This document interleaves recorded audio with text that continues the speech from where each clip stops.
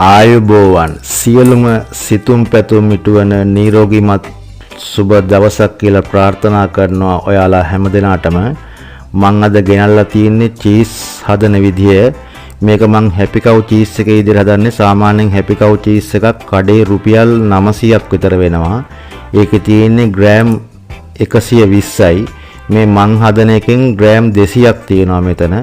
මේක හදන විදිය හරියට බලා ගන්න වීඩියෝ එකත් එක්ක අවසාන වෙනකන් රැඳිලා ඉන්න කියලා ඉල්ලනවා. channel එකට අලුත් කෙනෙක් ඉන්නවා නම් channel එක subscribe කරලා එකතු වෙන්න. එකතු වෙලා ඉන්න හැමෝටම ගොඩක් ස්තුතියි. අපි යමු එහෙනම් වීඩියෝ එකට.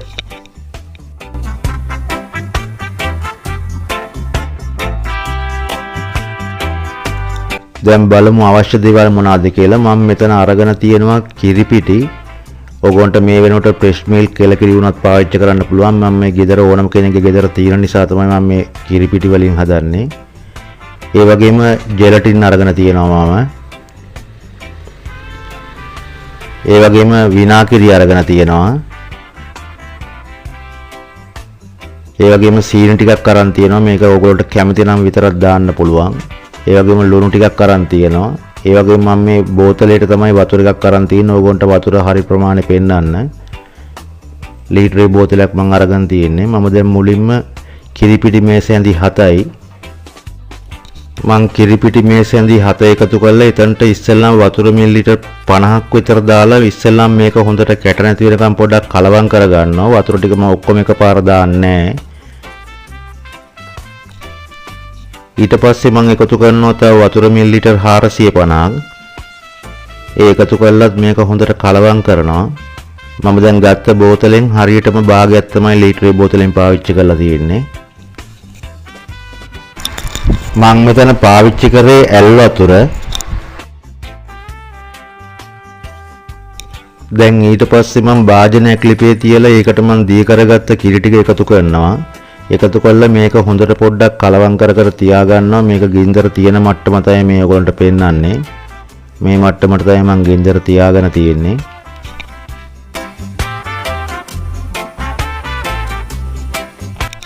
මේ කිරි ටික ලිපේ තියලා විනාඩි 4කට පස්සේ දැන් වටෙන් පේනවාද දැන් මේකේ යොදේ වගේ පොඩ්ඩක් ඇවිල්ලා ඝන වේගන වගේ එනවා.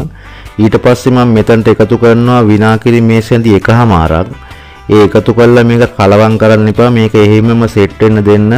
ගින්දර ඒ තිවිච්ච මට්ටමේම තියලා මේක ටික වෙලාවක් යනකොට මේ කිරි ටිකෙන් වතුර ටික අයින් වෙලා යොදේ එකතු වෙනවා මෙන්න මේ වගේ. ඒක එක ගුලියක් වගේ හැදෙනවා. මේක හැඳි ගන්න කරන්න මොකුත් ඕනේ නැහැ. ඒක නිකම්ම සෙට් වෙනවා දැම්මහම.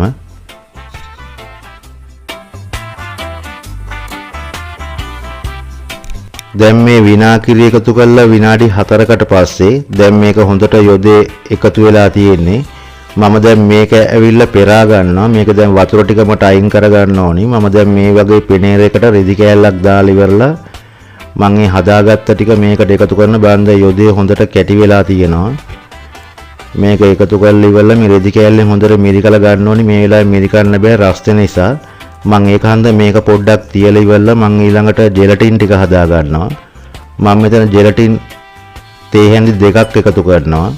එකතු කරලා ඒකට වතුර මේසෙදි 3ක් විතර එකතු කරලා ඒක ඉස්සෙල්ලාම චුට්ටක් කලවම් කරනවා වතුර ගොඩක් දාන්න නැතුව. ජෙලටින් කලවම් කරනකොට අනිවාර්යයෙන්ම ඇල් වතුරෙන් තමයි පාවිච්චි කරන්න. උණු වතුර දැම්මොත් මේක කැටි වෙනවා ටක් ගාලා. ඒක හන්ද ඇල් වතුරම පාවිච්චි කරන්න. ඊට පස්සේ මම තව වතුර මිලිලීටර් 75ක් මේකට එකතු කරනවා. එකතු කරලා මේක එහෙමම මම තියනවා. තියලා දැන් ඊට පස්සේ මම දැන් මේක නිවෙන්න තිබ්බනේ මේ කිරි එක. දැන් මේක නිවිලා තියෙන්නේ. දැන් මේ වෙලාවේ මට වතුර ටික මිරිකලා අයින් කරගන්න පුළුවන්. මම කලින් ගත්තේ නැත්තේ රස්නේ වැඩි නිසා. ඊට පස්සේ මේක මේ විදිහට හොඳට මිරිකලා මේකේ තියෙන වතුර ගතිය සම්පූර්ණයෙන් අයින් කරන්න. මේක දැන් මේ මිරිකලා අයින් කරනකොට ඒ විනාකිරි ගතියත් එක්කම තමයි යන්නේ. මේක ඕගොල්ලෝ ඇවිල්ලා විනාකිරි රහ ඇති කියලා මේක හොදන්න කරන්න ඕනේ නැහැ. ඕනනම් දිවේ තියලා බලන්න මේක විනාකිරි රහ හිටින්නේ නැහැ. විනාකිරි ටිකත් එක්කම අයින් වෙලා යන්නේ. මොකද මේක හේදුවාම මේ චීස් එක ඇවිල්ලා දිය රහ වගේ එනවා. ඒක නිසා මේකටයිමත් වතුර කලවම් කරලා හොදන්න කරන්න යන්න එපා. මම මේක මේ විදිහටම බෙන්ඩර් එකට දා ගන්නවා.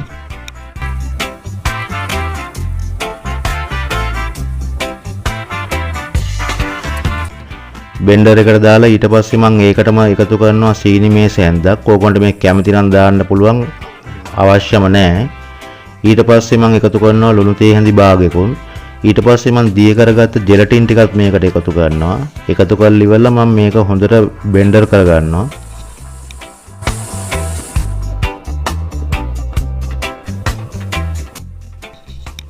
දැන් මේක බෙන්ඩර් කරගත්තට පස්සේ මේකේ කෑලි හිම හිටින නිසා මම මේ ටික හොඳට පොඩ්ඩක් පෙරලා ගන්නවා ඉස්සරයක්. මම දැන් කෙලින්ම මේක පොඩ්ඩක් ලිපේ අපි තියා ගන්න ඕනේ. මේ ලිපේ තියෙන භාජනයටම තමයි මම එකපාර පෙරාගත්තේ.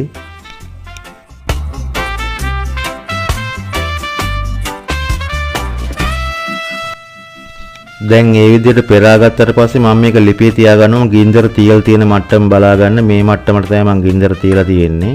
ඒ තියලා මේක එක දිගට මෙහෙම හැන්දකින් පොඩ්ඩක් කලවම් කර කර වගේ තියාගන්න. මේක ටික වෙලාවක් යනකොට මේක ඝන වෙනවා. නවත්තන්න නැතුව එක දිගට මෙහෙම කලවම් කර කර තියාගන්න. ඔයගොල්ලෝ තේරෙයි මේ වගේ එක ගුලියකට වගේ කලවම් වෙනවා. මේ දැන් විනාඩි 3කට පස්සේ දැන් මේක මට අවශ්‍ය විදිහට සෙට් වෙලා තියෙන්නේ. මම දැන් මේක දාගන්න භාජනයට මම තෙල් ටිකක් ගා ගන්නවා. උකට බටර් ටිකක් හරි ගා ගන්න පුළුවන්. ගාලා මම මේ භාජනයට දැන් මේ හදාගත්ත චීස් ටික එකතු කරනවා.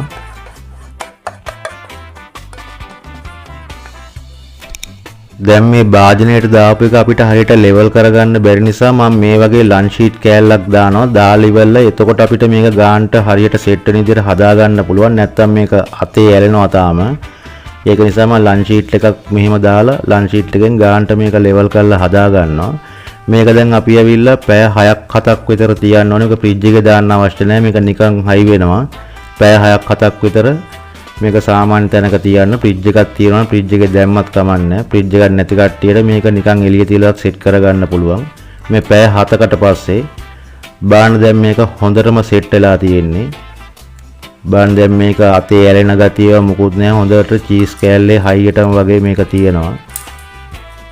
මේක ෆ්‍රිජ් එකේ දාන්න නැතුව මම මේ ඕගොල්ලන්ට පෙන්නේ. මෙතන හරියටම ග්‍රෑම් 200ක් තියෙනවා. සාමාන්‍යයෙන් හැපි කව් චීස් පෙට්ටියක බර තියෙන්නේ ග්‍රෑම් 120යි.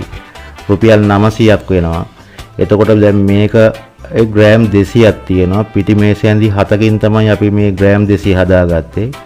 ඉතින් මේ විදිහට අපිට ඇත්තටම හොඳ රසට මේක හදා ගන්න පුළුවන්. එහෙනම් ඕගොල්ලොත් හදලා බලන්න. අපි එහෙනම් ඊළඟ වීඩියෝෙන් හම්බෙමු. ඔබ සැමට සුබ දවසක්. ස්තුතියි.